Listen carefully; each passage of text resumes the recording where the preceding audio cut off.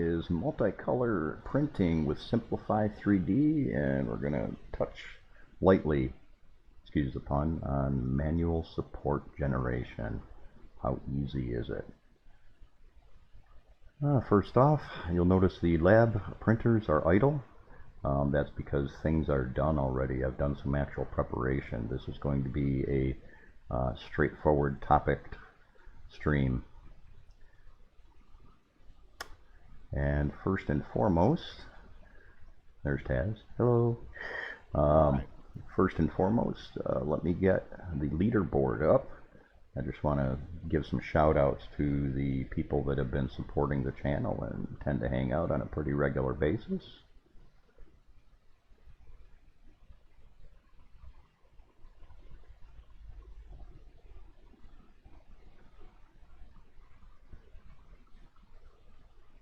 We'll be filling up that leaderboard with some more things as time progresses.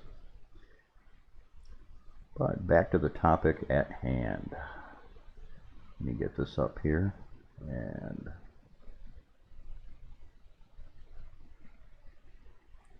real quick here, you'll see in our Discord channel I've already uploaded an image of a multicolored print.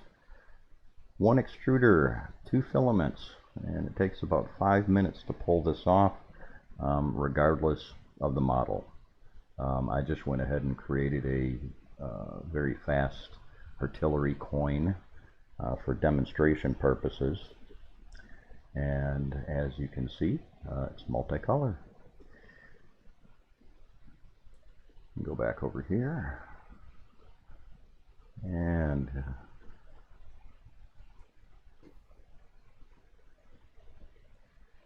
let me go ahead and pop this over. We'll get right to it. I've already got Simplify 3D loaded up, and I've already introduced the model into Simplify 3D. And it's really simple. You already have a base or a set process set up in Simplify 3D. We'll go ahead and get those settings pulled up. The current one that I have on the screen shows that it's modified because this process that we're going to be doing for multicolor prints alters the process slightly, so you just need to keep that in mind. And while you're doing this, it's probably best not to update your profile or save your profile unless you're doing multicolor printing all the time. In this particular case, standard settings here. One thing you want to take into consideration is with the default profiles that I created, I almost always use a skirt. That's the few lines that are printed around the part. And let's get this closed up and get started with this. You've got your model entered in. You've got the base process already set up. I went ahead and I renamed this process to Artillery Coin. You're going to go up to Tools, and you're going to go to the Variable Settings wizard, and you'll see that you now have a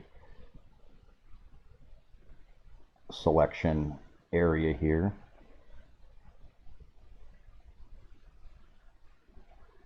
And what we want to do, oh, I got to get my window moved over. Sorry folks, hang on. That was one window I didn't plan on showing up. I just got to bring it over to you guys so you can see it. There we go. You want to actually move this to the point where you want to change colors. Now you can see that I just went ahead and I used the arrow to bring it in close, and you'll actually see that we're going to have to bring this down a little bit. Now I already know, because I've already printed this model a couple of times for you guys, it's going to be right around 2.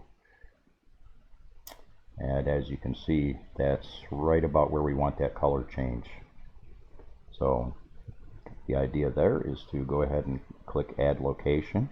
Once you have that set, split the process, And now you'll see over on the left here, it creates a second process, and I'm going to kind of explain what happens a little bit there. And the magic starts happening back on the Advanced tab right here.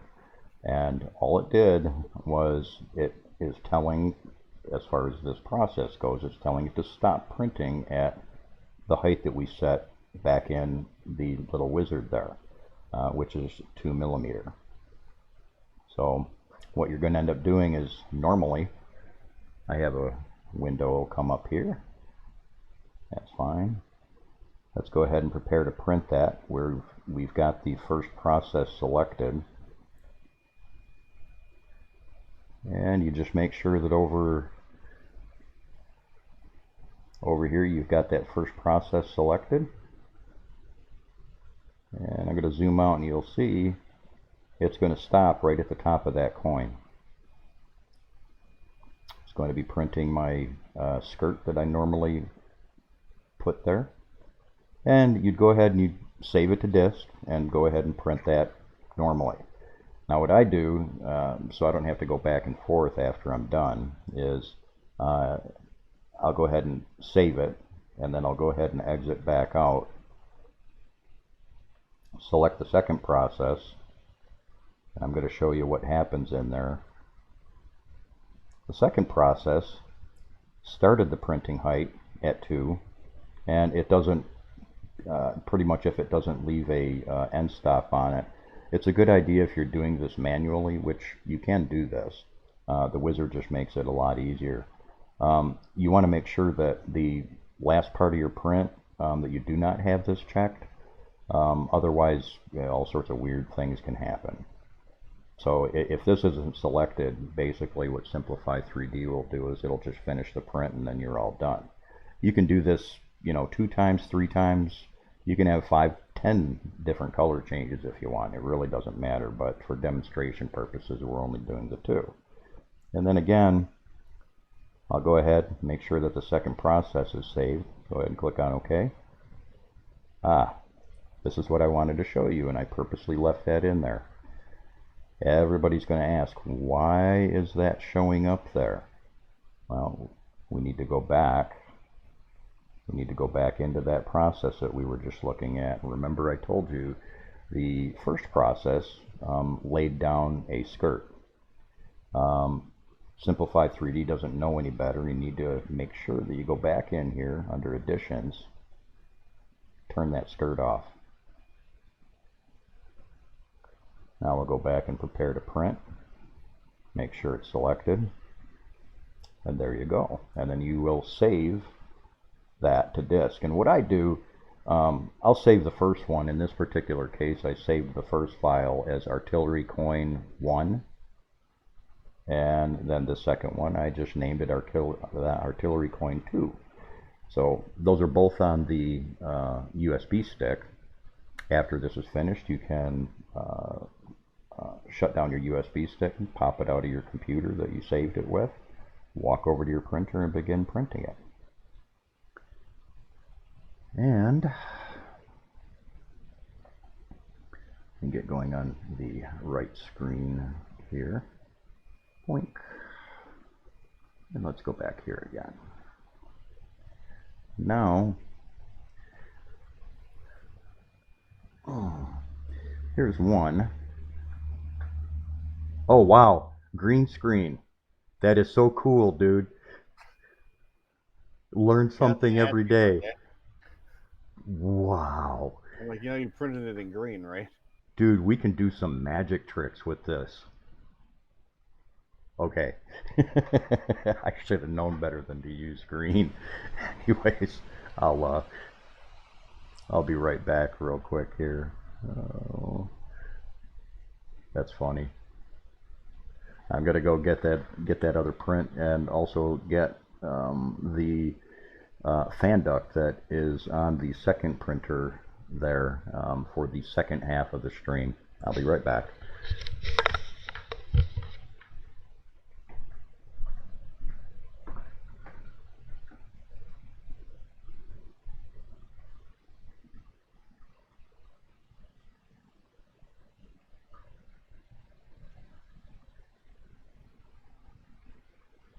Here we see the wild fen in his environment.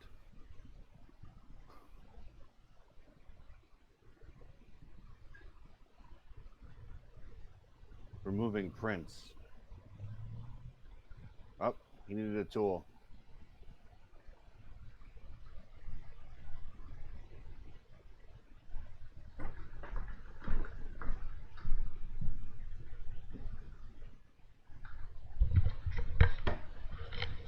Alrighty. And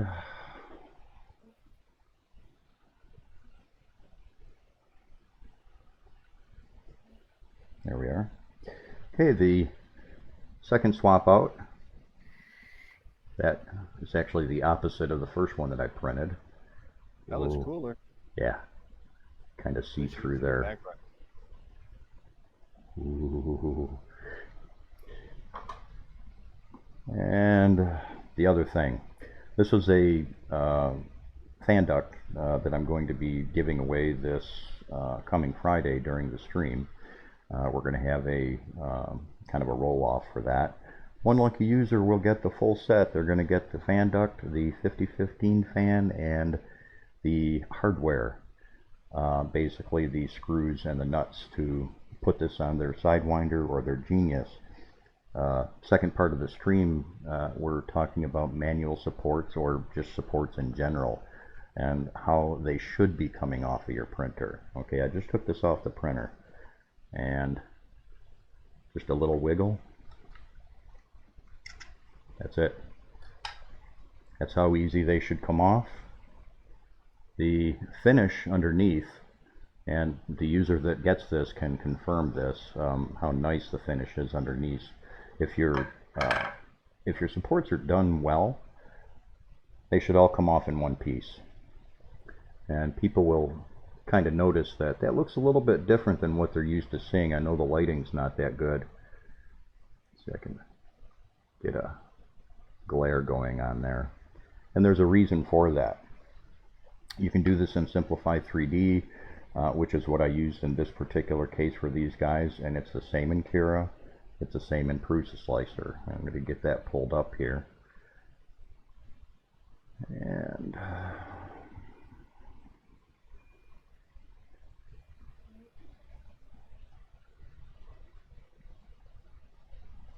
I'll be right back.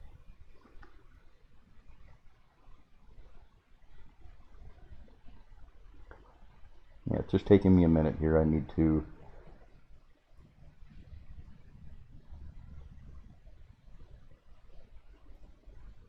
find my model here. I need to just go to the right folder for it.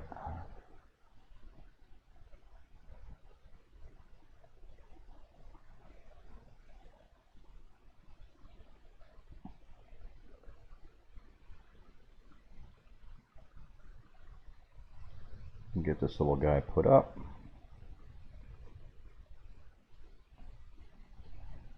There we go. And now I'll get this pulled up for you guys. There we are. We have in the window the fan cooler for demonstration purposes here. Okay. And so I don't get ahead of myself here, I need to get rid of that first process that I put in there. I'm not going to bother renaming it because it's using one of my default setups.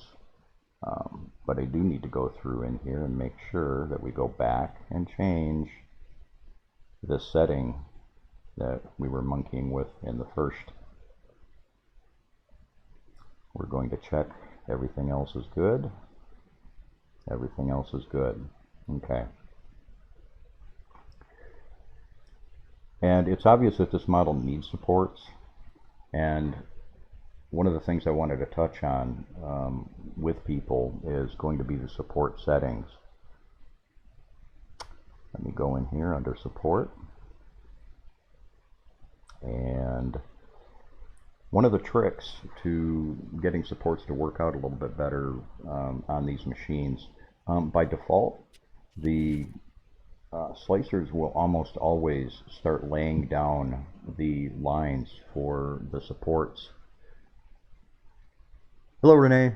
Anybody else that showing up to the stream, hello. It's not that I haven't been paying attention to the chat, but I haven't been paying attention to the chat.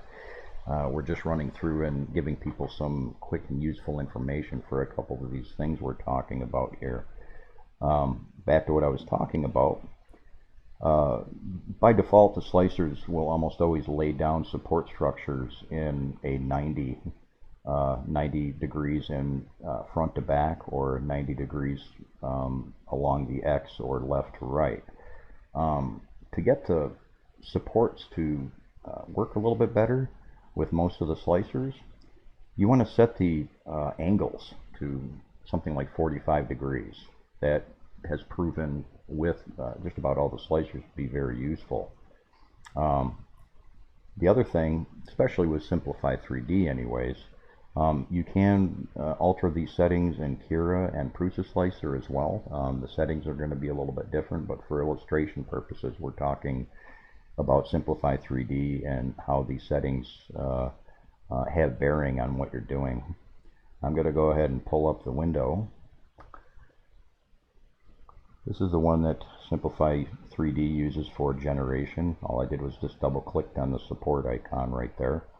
And by default, I have it currently set to 2 millimeters for the support structure size. That's kind of a good universal pillar size. And depending on the model, if you have a really super detailed model, you know, like a miniature or a figurine or something like that, you'll probably want to set this down to a lower resolution, because I'll show you what this does or how this has bearing on it. There you go. Now the first thing you'll notice, and I know this just from past experience, we don't need all of those supports, especially some of the really weird ones that are showing up. So I'm going to clear those. And then I'm going to go back up to the setting right here and set this from build plate only. And we're going to generate those supports again. And as you can see, it does a really good job of setting up all the supports only where it needs it. And past experience with this model, this is really good. One of the benefits and one of the things that is really likable about Simplify 3D is you can remove individual or existing supports. So in this case right here, I selected remove, and we can go through and manually remove supports. And if we screw up, we can actually add new ones. We can put them back if we accidentally deleted one that wasn't good. This is where Simplify 3D still blows, in my opinion, the other slicers out of the water. Let's get rid of those again. And remember, I was telling you about the support pillar resolution can make a lot of difference. I'm going to go ahead and bump this up to 4, kind of show you how much of a difference this will make. You'll notice that by bumping that support pillar resolution up, which means we're basically making those pillars larger, you'll notice that it didn't catch the undersides here. And again, past experience, I do know that this model benefits from having those few supports in these little areas right here. So if you're doing supports and it's not catching all parts of the model, or it's doesn't seem to be catching the model in the right spots that you need to, bump that support resolution down. Let's clear all those out again. Let's try 3. It's my lucky number. There you go. Well, it started.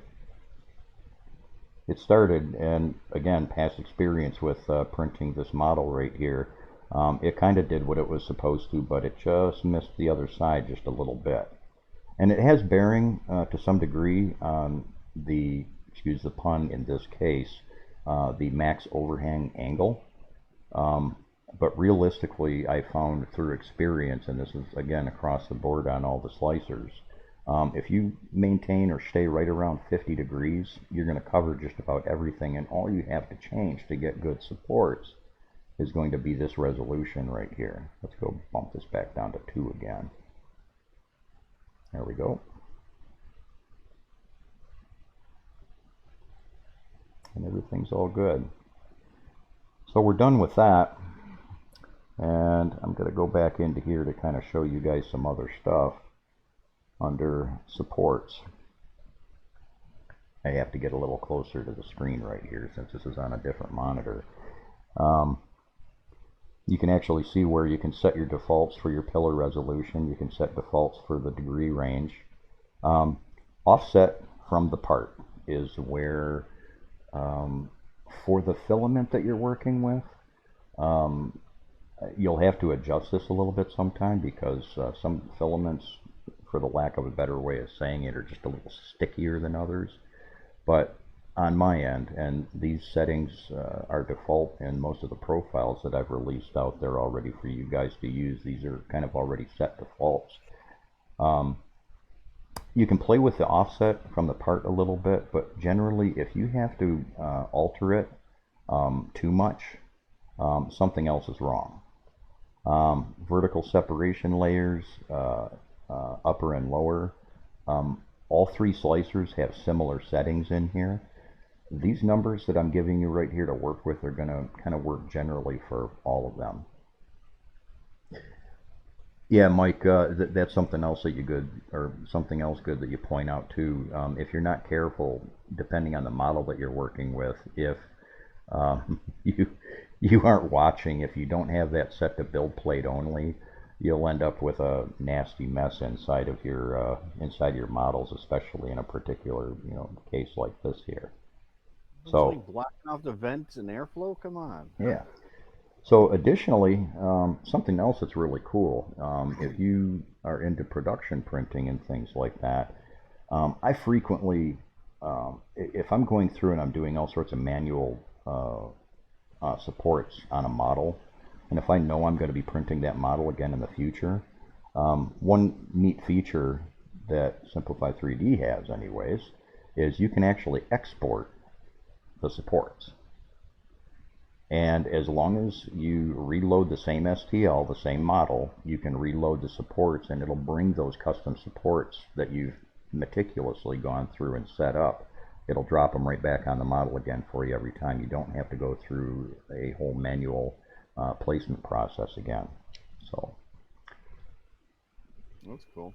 Yep, that's it.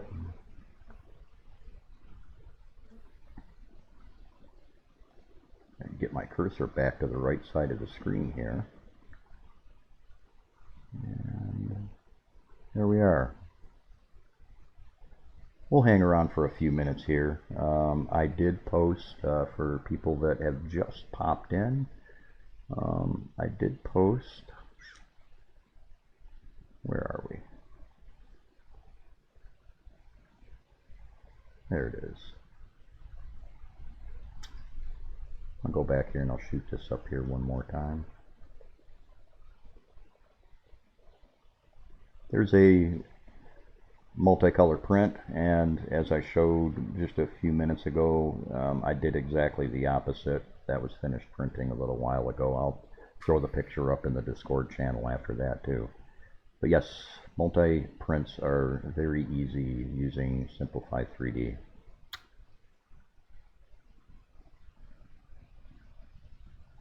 And that's pretty much it. For those watching, appreciate you stopping in. Again, this is just a daily dose. This was meant to be a short informational stream for the channel and things like that. If you guys have some ideas for daily doses, something that we can go through and cover, in like a half hour or 45 minutes, feel free to shoot some suggestions out there. You can leave them on the channel. You can let me know through the Facebook groups. You can leave me a message on the Nexus too. We're going to have a poll set up, and I'm going to have a list of about 10 requested topics, and I'll kind of let you guys run the schedule for some of this stuff as far as the things that you guys want to see. Let me get this up since it took all this time to get this going up as well. Some more shout outs to some of the more recent followers and the latest tippers. You guys will notice Skittles the cat And Ben the monkey's kind of hanging around on this screen. I got a little bit bored this morning, and hell, it's my style. If you don't like it, deal with it.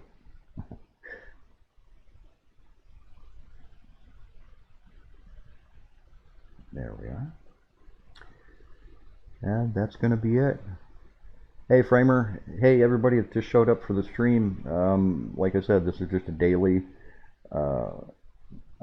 dose with just a couple of quick and easy topics. It's not meant to be a 2, 3, or 4 hour stream like everybody's kind of getting used to us doing.